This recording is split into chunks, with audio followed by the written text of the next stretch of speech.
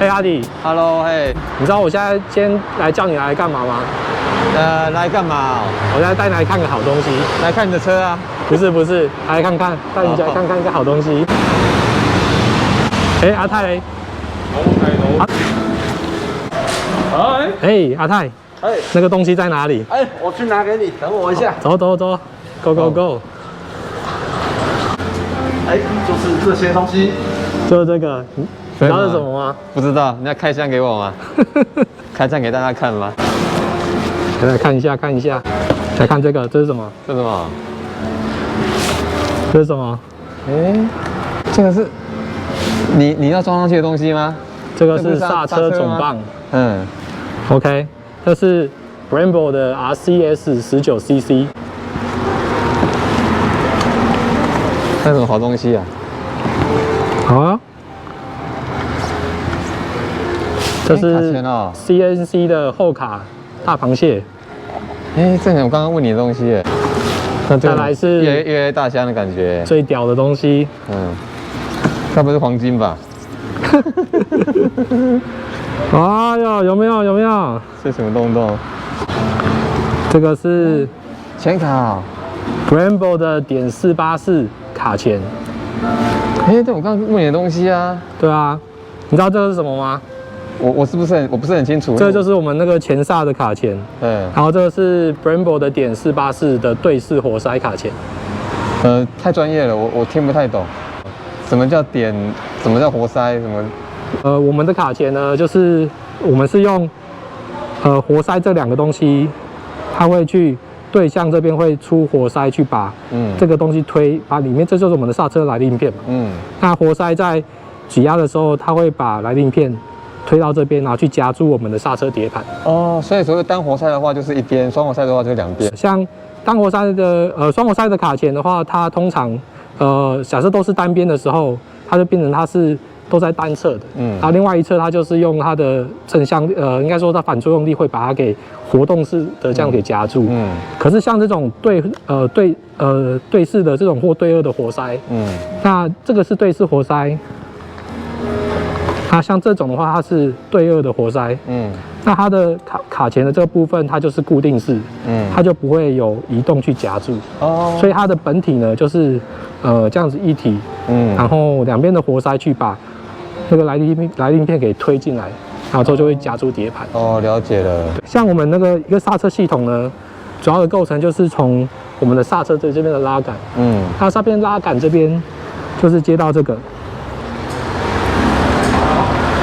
就是我们从这个刹车这里去，手指这边去拉这个拉杆，然后去推动这个活塞，那这活塞呢，这种形式的它叫做直推式的活塞，那直推式的活塞的话，它有一个优点就是，你这边动多少，这边活塞跟这边进多少，它的比例是一样的，那有另外一种形式的是侧推的，那侧推的活塞是常见在一些比较平价的车种，它可能原厂这边会配的那种总棒这边它就是用侧推式的活塞这样，所以力道要压比较大力才能够刹得住，像这种我只要点刹就可以了。其实压的要大力或不大力，其实是看你整体的一个活塞的搭配。那我们从活塞这里，它这里有一个，我们刚刚讲这里是一个总棒嘛，所以里面有一个活塞，它有一个截面，它活塞这里的有分大跟小的尺寸。那你要大跟小的尺寸，其实你要看说你跟你的分棒，它这里的活塞的尺寸这边做搭配。讲到说怎么搭配呢？我们要讲说就是，如果像上是巴斯卡原理，那就是你的活塞这边的面积，这边可以提供的那个力量，跟你的活塞的面积这边是成正比的。所以你这边的活塞，面积假设比较小，我这边的活塞面积比较大的时候，那我的这个活塞可以放大我的推力的比例是比较大，所以这提到一个就是所谓放大倍率的一个问题，那所以这四个活塞的面积加起来的总面积越大，代表它的加力是越强，但是呢，你这里活塞假设是比较小的时候，那我可以用比较轻的力道，我就可以去推动这个大活塞，代表说我的放大倍率是很大的。但是如果放大倍率很大的时候，会带来一个问题是说，我这边活塞要拉的这个行程，它会是比较长，OK，那倍率一般来说，这个比值呢，大约是可能建议是10到17之间，这是会一个比较合理的一个比值。我这一台是2000年的 R1 嘛，是啊。然后2000年 R1 它也是用那个对式活塞的卡钳，它是对式活塞的双子星，然后那其实这很有趣的是哦，其实在2007年版本到2014年的这个版本的 R1， 就是从第5代到第6代的 R1， 它其实是用6活塞的。那六，它是用6活塞，就是你一边会看到3颗，所以就是所谓就我们六子星的卡钳这样，就不是双子星，那是6子星。那现在把它变成4活塞对，然后后来到了我们2015年就是第7代的 R1， 然后我这张应该算是第7.5代吧，因为它其实不算是大改，所以 OK 就是大概就是第7代的 R1。然后它才又改回了双子星的卡钳，就是又改成对式活塞这样。那时候在改成6活塞的时候，就是活塞这边就会变成是比较多嘛，它就会比较强的夹持力道。它的活塞面积是24的活塞直径。然后所以它其实有比较大的面积。那当初会改成这个，是因为他们为了要减少说那时候的前轮的簧下重量。所以他们动到这个脑筋，说就是他想要把碟盘缩小，那因为你碟盘缩小之后，力臂就短了，对啊，所以我就必须要加强我的夹力，所以那时候他就改成6子星的卡钳，对，这样。然后可是后来呢，到了2015年的这次大改款的 R1 之后，就第7代大改款 R1， 他又改回了双子星的卡钳，但是它活塞面积也是比以前也是有加大了，然后所以它其实你算起来，这次的对式活塞的面积呢，跟6子星卡钳的活塞面积其实没有差异太多，OK， 所以它的能够提供的夹持力其实并不输前1代的6子星卡钳，OK， 然后再一个还有一个很有趣的东西，我们的后卡就是我们的后螃蟹，后螃蟹的话。我们一般的位置是装在这个上面，OK， 但是呢，这个卡钳呢，它是要装在下面。装在下面的话，那有螺丝的锁的地方吗？像这个地方，是装在，意思是说装在这里。有，当然你要改成装下面的时候，你必须要再多加一个下移的卡钳的转接座，然后这个东西它才能够装在下面这样。那像我现在这个 R1 的后卡，它是在上面的这个位置，OK， 那但是其实在我们第1代跟第2代的 R1， 它的后卡其实是在下面的这个地方。哦，好特别啊！对啊，你知道为什么他那时候要坐在下面这个地方吗？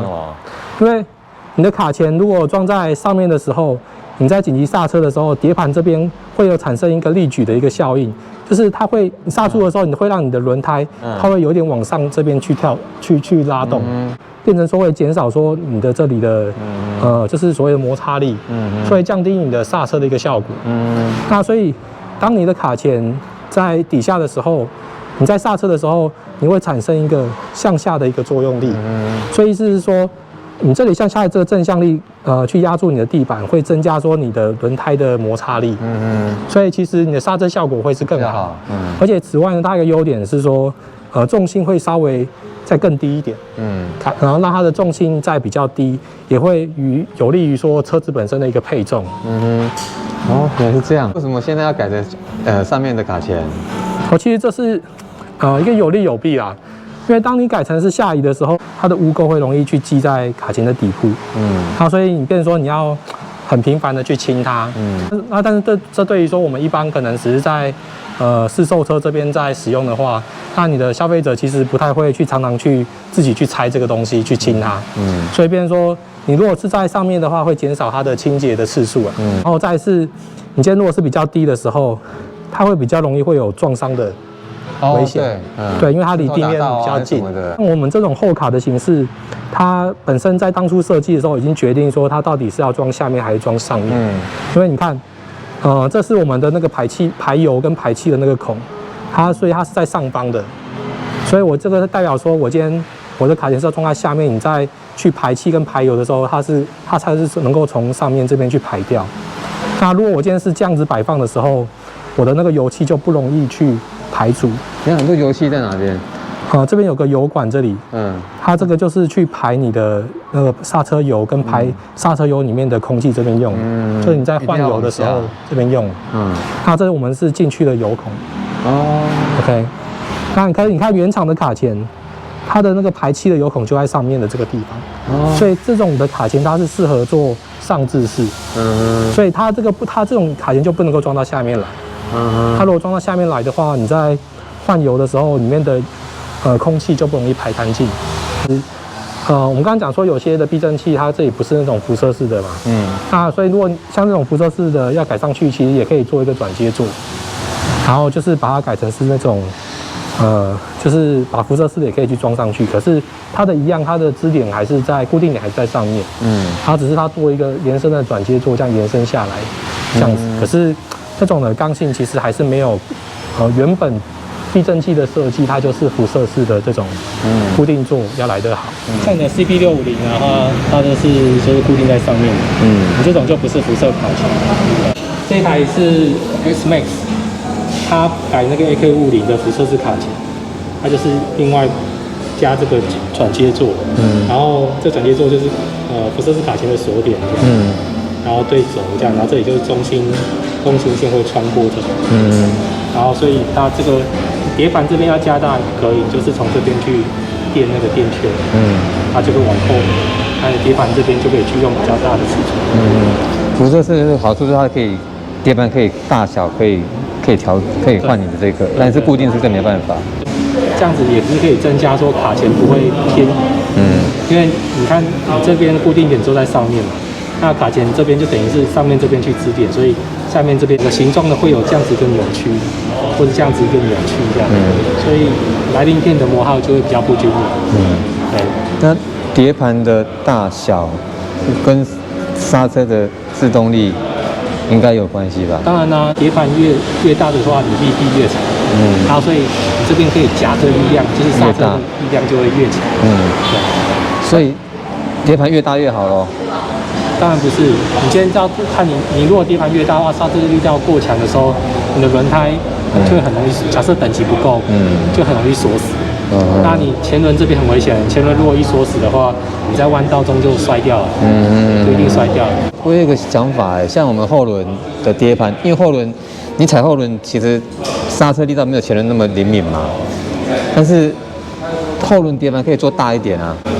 不是只有这台啊，我们每一台车，像我的车碟盘也更小。我们真的在刹车的时候，绝大多数的刹车力道几乎都在前轮。你知道为什么？因为当你一刹的时候，你的整个人跟车子的重心会全部集中到前轮。你后面刹车力量如果太强，那你后面加上你的轮子这边没有什么太多的向下的正向力，你轻轻一刹就锁死了，你就打滑了。所以它的后面，它不敢给你太大的碟盘，甚至太强的刹车力量。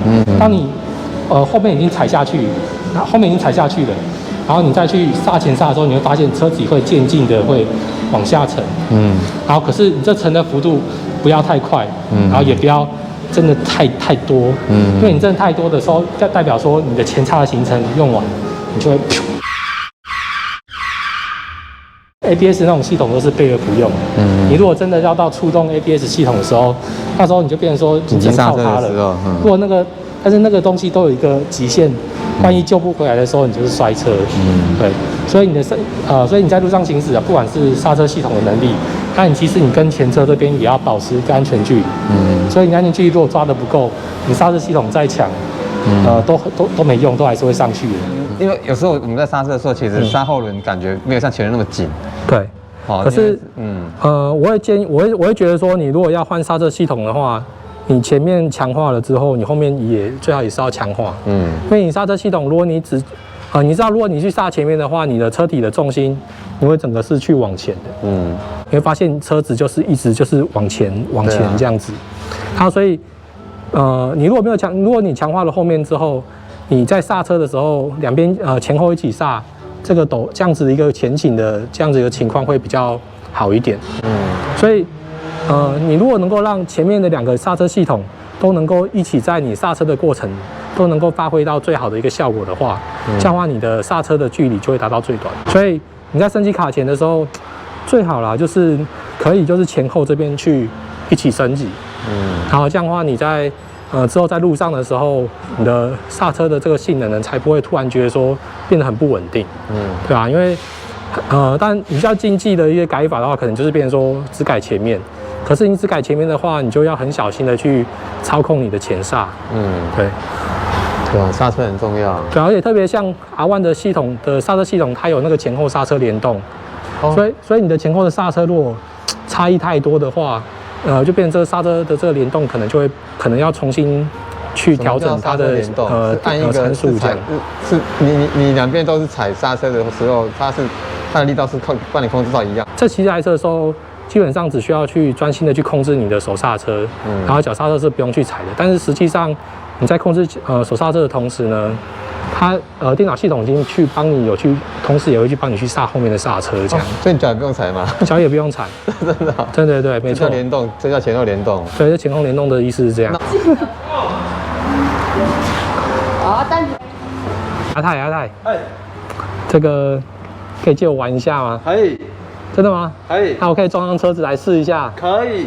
哦，好，太大方了，就是要这样子，好不好？果然够熟。